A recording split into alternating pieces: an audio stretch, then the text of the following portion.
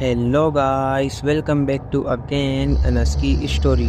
आज फिर हम एक नई कहानी लेकर आपके सामने उपस्थित हैं। दोस्तों, वीडियो को स्टार्ट करने से पहले मैं आप लोगों से एक बात कहना चाहता हूँ।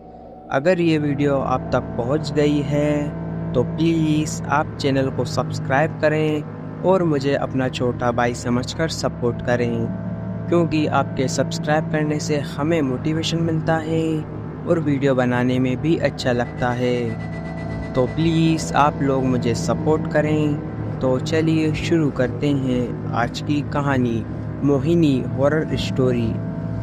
राकेश एक सक्सेस बिजनेसमैन था जिसने शहर की भागदौड़ से दूर एक सुनसान फार्म हाउस खरीदा था। उसे लगा था कि यहाँ शांति और सुकून मिलेगा, लेकिन उसे नहीं पता था कि उसकी ज़िंदगी बदलने वाली थी। यह फार्म हाउस जंगलों से घिरा हुआ था। राकेश अक्सर वीकेंड पर यहाँ आया करता था और सुकून से जिंदगी बिताया करता था। गर्मी की एक रात जब राकेश फार्म हाउस में आराम कर रहा था, तभी उसे बाहर किसी की आवाज़ सुनाई दी। वह बाहर गया और देखा कि एक खूबसूरत औरत खड़ी है। उसकी चमकती आंखें और मोहक मुस्कान ने राकेश को तुरंत उसकी तरफ अट्रैक्टिव कर लिया। राकेश ने उससे पूछा कि आप कौन हो? मैं मोहिनी, उसने मुस्कुराते हुए कहा। राकेश ने उससे पूछा कि तुम यहाँ क्या कर रही हो?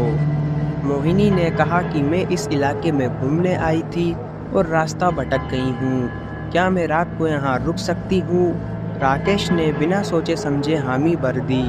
वह नहीं जानता था कि मोहिनी एक याक्षिणी है जो इंसानों को अपने जाल में फंसाने के लिए जानी जाती हैं। मोहिनी के आने के बाद फार्म हाउस में अजीब घटनाएं होने लगी।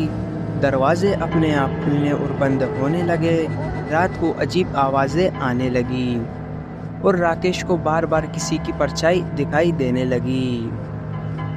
एक रात राकेश ने महसूस किया कि मोहिनी उससे कुछ छुपा रही है। उसने उसके कमरे में जाकर देखने का फैसला किया।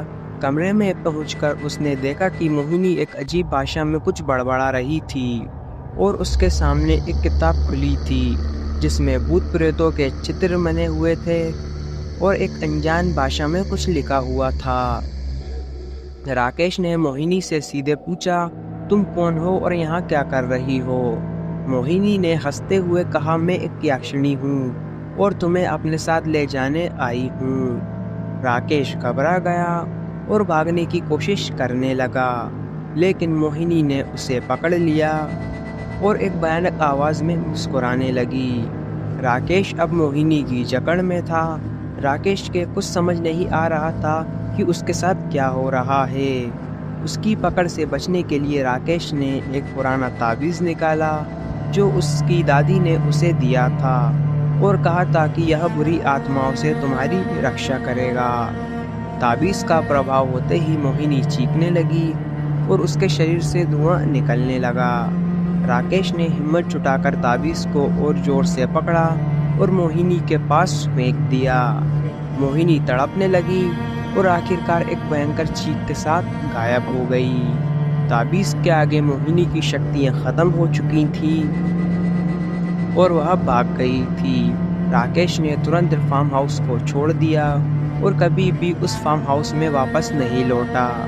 उसने सीखा कि हर खूबसूरती के पीछे एक रहस्य होता है और कभी कभी ये रहस्य जानलेवा भी हो सकते हैं। इस घटना के बाद राकेश ने अपनी ज़िंदगी को और भी सादगी से जीना शुरू किया और हमेशा ताबीज़ को अपने पास रखा।